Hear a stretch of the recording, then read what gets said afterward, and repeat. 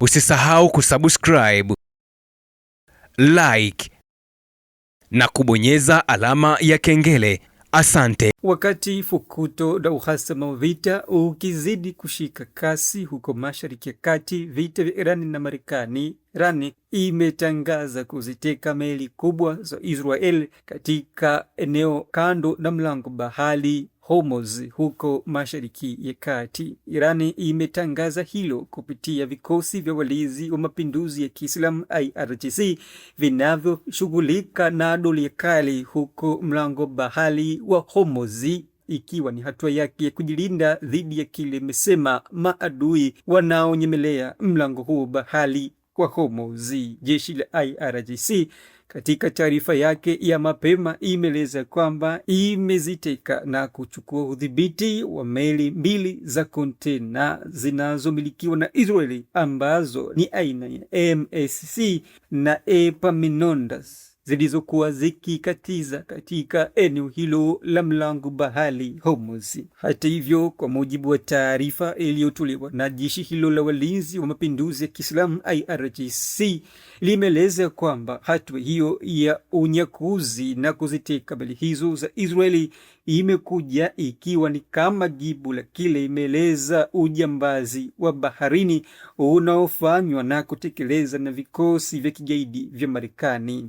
Ikielezea hali ya mateka katika meli hizo, IRGC imesema meli zote mbili kwa sasa zimetia nanga kando na mlango bahari wa Hormuz chini ya udhibiti mkali wa vikosi vya walinzi wa mapinduzi ya Kiislamu IRGC katika eneo hilo Mashariki ya Kati. Kadhalika, hatua ya udhibiti wa meli za Israeli mlango bahari wa Hormuz zimekuja ikiwa ni katika mwendelezo wa vuta ni kuvute inayoendelea kushuhudiwa baina ya Irani na Marekani, hasa katika siku za hivi karibuni ambako mvutano mkubwa wa kijeshi na kidiplomasia Mashariki ya Kati umetamalaki kati ya mataifa hayo mawili hasimu, Irani na Marekani. Irani katika taarifa yake imeeleza kwamba iko tayari kwa lolote katika eneo hilo la mlango bahari wa Hormuz katika ardhi ya Uajemi, ikisema kwamba itajibu kwa haraka zaidi kile imeita uadui wowote wa wazi utakaofanywa dhidi ya Irani kwa watu wa Marekani. Katika taarifa ya mapema ya IRGC pia ilieleza kwamba hatua za hivi karibuni za IRGC ni katika majibu ya kile ambacho Marekani imefanya, ikiwemo vizingiti vya baharini, ikisema Marekani imekuwa ikiweka vizingiti vya majini yani naval blockade dhidi Irani tangu katikati ya Aprili ili kuzuia kile Marekani imeita usafirishaji wa mafuta ya Irani, jambo ambalo limeathiri vibaya uchumi wa nchi hiyo. Uhusiano wa karibu na Israeli ambapo Irani inasema ingawa meli hizo zinapeperusha bendera ya nchi nyingine kama Panama na Liberia, lakini Irani inadai kwamba zina uhusiano wa karibu wa kibiashara baina ya Israeli na Marekani, ikiwa makampuni ya Israeli ndiyo yanahusika kwa kiasi kikubwa katika shughuli zote ndani ya meli hiyo, na hivyo tayari Irani imesema imeweka shabaha meli nyingine zaidi zitakazokatiza kando na eneo hilo lenye udhibiti wake mkubwa chini ya vikosi vya IRGC.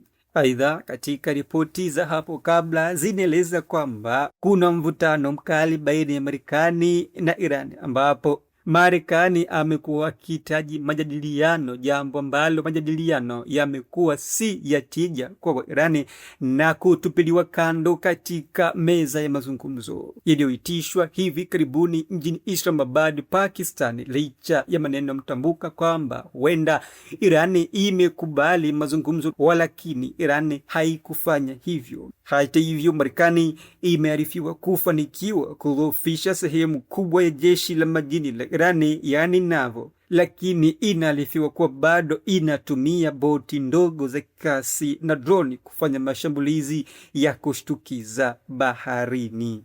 Kando na hayo, wakati hayo yote yakiendelea kujili huko Mashariki ya Kati, waziri wa mambo ya kigeni wa Iran Abbas Araghchi tayari amearifiwa kuwasili nchini Oman akionana na sultani wa taifa hilo kujadili kile kimeitwa mvutano wa kikanda katika eneo hilo, ambapo kwa mujibu wa taarifa iliyotolewa na serikali ya Irani imeeleza kwamba waziri wa mambo ya kigeni wa Irani Abbas Araghchi amekutana na sultani wa Oman Haitham bin Tariq mjini Muscat siku ya leo katika kujadili kile wamesema kama mapatanisho ya pande mbili za uhasama na maendeleo katika juhudi za kudhoofisha uhasama unaoendelea baina ya pande hizo mbili za vita, Irani na Marekani.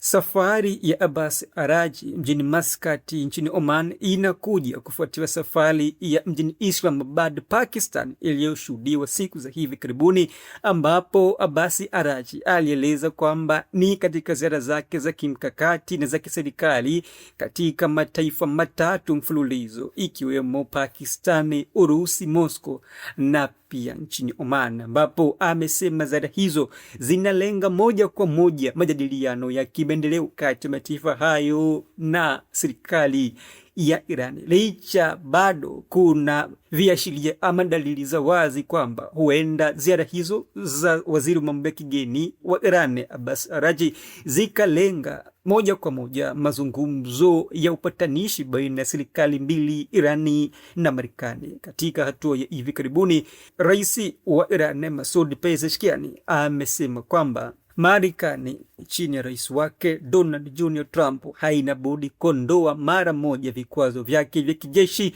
akisema Teherani haitaingia katika mazungumzo chini ya shinikizo na vitisho ambavyo Marekani chini ya rais huyo amekuwa akivitoa. Vyombo vya habari vya serikali ya nchi Irani vimeripoti kwamba Masoud Pezeshkian ametoa matamshi hayo katika mazungumzo ya simu na waziri mkuu wa Pakistani Shehbaz Sharifu aliyofanya hivi karibuni. Katika mazungumzo hayo, na hapa yamenukuliwa na vyanzo hivyo vya habari vya Mashariki ya Kati, pendekezo letu la wazi kwa Marekani ni kwamba ili kuunda mazingira ya kutatua masuala yanayoendelea katika uhasama mkali, ni lazima kwanza iondoe vikwazo vya uendeshaji, ikiwa ni pamoja na kizuizi hicho katika mlango bahari wa Hormuz, ama kama anavyoita Trump blockade, na katika hilo kujenga upya uaminifu na kupiga hatua katika mazungumzo itakuwa vigumu isipokuwa Marekani itakapomaliza shinikizo hilo mara moja. Wakati hayo yote yanachukua nafasi katika vita vya Iran na Marekani, kamanda wa Irani huko nchini Irani ameonya vikali Marekani na Israeli dhidi ya kile ameita mashambulizi mapya yatakayolenga malengo ya Irani. Kamanda mkuu huyo wa Irani siku ya hivi leo amesema Marekani na Israeli zitakabiliwa na pigo kubwa zaidi ikiwa zitaanzisha kile ameeleza kama mashambulizi zaidi dhidi ya Irani. Hayo yameelezwa na Muhammad Jafar Asad, naibu mkaguzi wa kamandi ya pamoja ya kijeshi ya makao makuu ya Khatam al-Anbiya.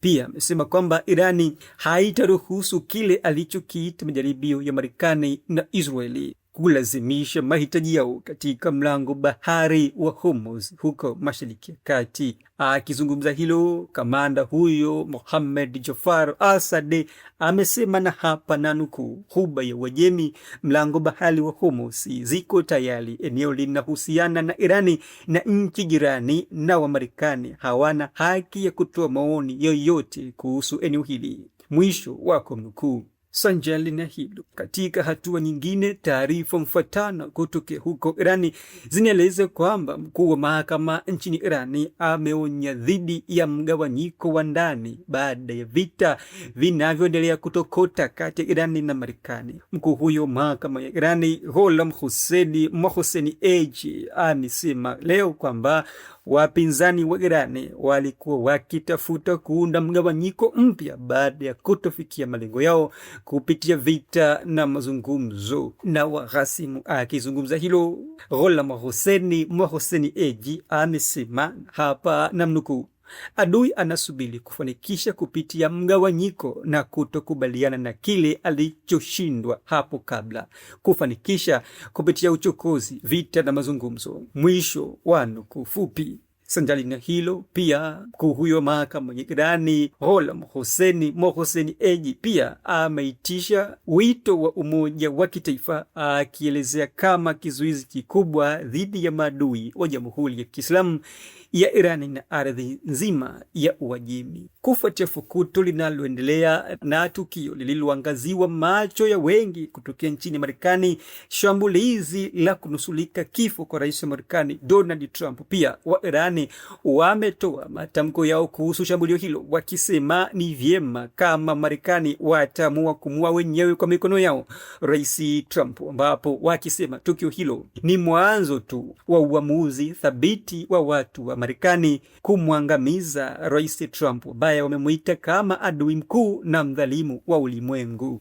Vita bado vingali kusalia kuwa vitete zaidi kati ya Irani na Marekani, ikiwa hali ya kisasi inazidi kuongezeka siku baada ya siku, mara baada ya Marekani kutangaza blokedi mlango bahari wa Hormuz, huku Irani ikifunga kabisa mlango huo bahari wa Hormuz katika kuendesha shughuli zake hasa za kibiashara, kupitisha meli kubwa za kibiashara katika eneo hilo. Wachambuzi wa siasa za maswala mtambuka, hasa geopolitics, wanasema kwamba uamuzi wa Irani wa hivi karibuni kuziteka meli za Israeli katika eneo hilo mlango bahari wa Hormuz una hatari kubwa, hasa katika kupelekea uhasama mkubwa kati ya mataifa hayo mawili, na huenda ikapelekea pia athari mbaya za kiuchumi ulimwenguni kote, wakati fukuto likizidi kupanda baina yao na Marekani na mshirika wake Israeli, ambapo wachambuzi hao wanasema kwamba kupanda huko kwa kiuchumi